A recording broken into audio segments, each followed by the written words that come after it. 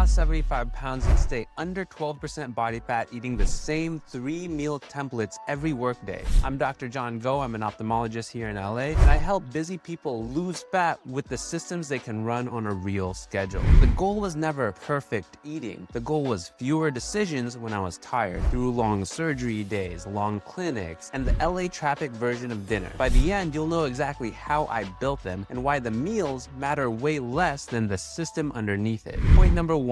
The real problem is decisions, not food.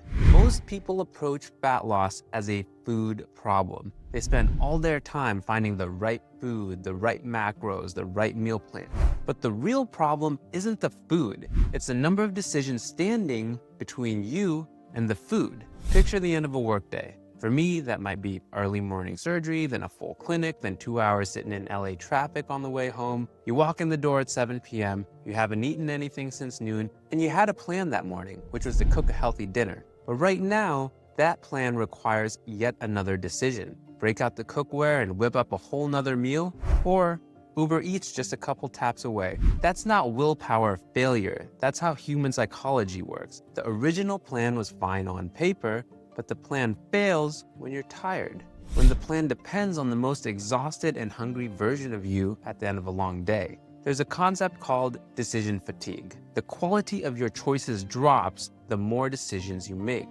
Every patient interaction, every clinical call, every logistical problem at work draws from the same cognitive resource. And by the time you get home, that resource is almost empty. The 7 a.m. version of you, rested, caffeinated, is not the same decision maker as the 8 p.m. version of you after a 12-hour workday. And your diet only works if both versions can execute it. Most diet plans are designed for the 7 a.m. version. They fall apart at 8 p.m. So I stopped making dinner a personality test. Instead, I made the work week automatic. The goal isn't better willpower. The goal is to design the week so that the 8 p.m. version of you has almost nothing to decide. Here's what that looks like in practice. I prep about 8 meals a week. That covers 2 meals per workday for most of the week. I leave 1 to 2 meals open for social dinners, family dinners, eating out. And the weekends I keep flexible. I eat more, I don't track, but I still try to eat protein and whole foods.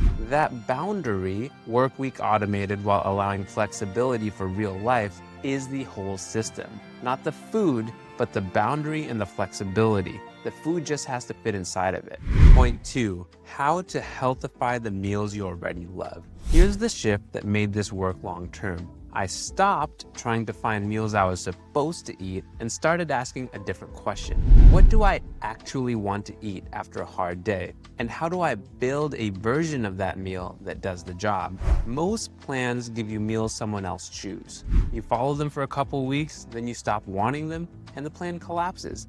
And that's not because of a discipline issue, but that's because the meals were never yours to begin with. So here's the framework. Take a meal you actually want to eat, then ask 3 questions. The first is, where is the protein? Every meal needs a protein anchor. Protein keeps you full, it protects muscle, it has the highest thermic effect of food. That is, your body burns more energy digesting it than carbs or fat. This is the foundation of your meals. Second, where is the volume? You need something that makes the plate feel full without a massive calorie load. Usually that's veggies, greens, peppers, mushrooms, cucumbers, anything high in fiber really. Something that slows the meal down and gives your brain time to register that you're eating. Third, where is the lever? What I mean by this is carbs and fats are what you can adjust, not eliminate, adjust. If you're training, lifting, or going on a run, you can eat more carbs. If it's a less active day, eat less carbs. You don't redesign the whole meal.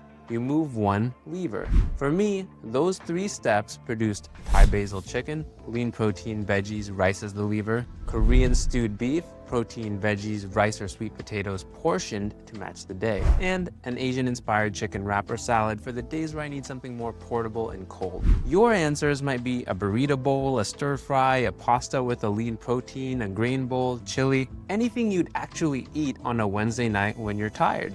The structure here is what actually matters, not the specific meals. Now, There are two ways to actually move that carb and fat lever in practice. Option one is to adjust the meal itself. More rice on a training day, less on a rest day. Build the adjustment into the meal prep itself. Option number two, and this is what I actually do, is keep the meal prep completely identical every week, same meals, same portions every time, then add around the workout. So that might look like a protein muffin before a heavy lifting session, a low-calorie ice cream, or my favorite Taiwanese shaved ice at the end of a long day. The meals don't change, but instead, the intake around it does. So standardize the meals, but adjust the snacks around them. For me, it's just less thinking. And that idea, pre-deciding what you add, when and why, is the foundation of the next piece. Because the people who fall off of plans don't usually do it at lunch. They do it at 10 p.m. And the fix isn't willpower. It's a design decision you make before you're hungry enough to need it. Point number 3. Build flexibility into the system on purpose. Most people build a tight plan and treat every deviation as a failure. A social dinner becomes a problem. A weekend becomes a setback. Eventually, the plan just feels like a cage and they stop. Built-in flexibility isn't the downfall of a diet. It's a design feature. Pre-planned snacks and desserts are the first piece. Most people don't lose the deficit at lunch. They lose it at 10 p.m., standing in the kitchen, tired, wanting something sweet, negotiating with themselves whether they deserve it or not. The answer isn't to remove the dessert. It's to decide what the dessert is before you're tired and hungry enough to want it. I keep options I actually enjoy. A healthier PB&J, a protein bar, low-calorie ice cream, popcorn, fruit. These are pre-decided. They're already part of the plan. The second piece is open meals. 1 to 2 dinners per week are completely open. Team dinner, date night, family meal. You go, you eat, you don't calorie count. You enjoy these meals. One high-calorie dinner doesn't erase a structured week as long as you follow some simple guidelines, like prioritizing protein and whole foods. It's one data point. Your week is determined by the average, not the outlier. And the framing matters here. This isn't a cheat meal. It's a scheduled open meal. The difference is that one is a failure and one is a plan. If breakfast and lunch are automatic, snacks are pre-decided, and most workday meals are already in the fridge, dinner can absorb real life without blowing up the whole system. Point number 4. What this actually produces. My body fat dropped from 14% to 9% when I implemented this system alongside 30 minutes of daily lifting and zone 2 cardio. That surprised me because it happened while eating more than I expected with less conscious effort than any previous attempt. The difference was what the system made possible. Consistent training, consistent protein, continuous intake of foods that actually fuel performance. Most people think getting leaner means eating less and less until the plan becomes miserable. That wasn't the path. The better path was more output, better structure, and enough food to sustain both. There's a concept called energy flux. Leaner body composition comes from moving more and fueling that output well,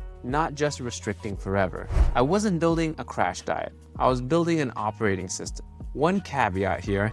A large part of this operating system is eliminating or cutting alcohol way down because alcohol makes hunger, sleep, recovery, and food decisions all harder. Here's the framework. Step 1, decide your boundary. Work week automated, 1 to 2 open meals, flexible weekends built around protein. Step 2, build your meals from the inside out. Protein anchor first, volume second, carbs and fats as the lever. Step 3, pre-decide the snacks and desserts before you're tired enough to want them. The goal of this system isn't perfect eating. It's setting up an environment where the right decision is also the easiest decision. Most plans fail the 8 p.m. version of you. This one is built for it. If you want the full fat loss framework behind all of this, watch this video next. And once the next video, which is the 12 foods that keep me under 12% body fat, is live, pair that video with this one as the adjacent food system follow-up.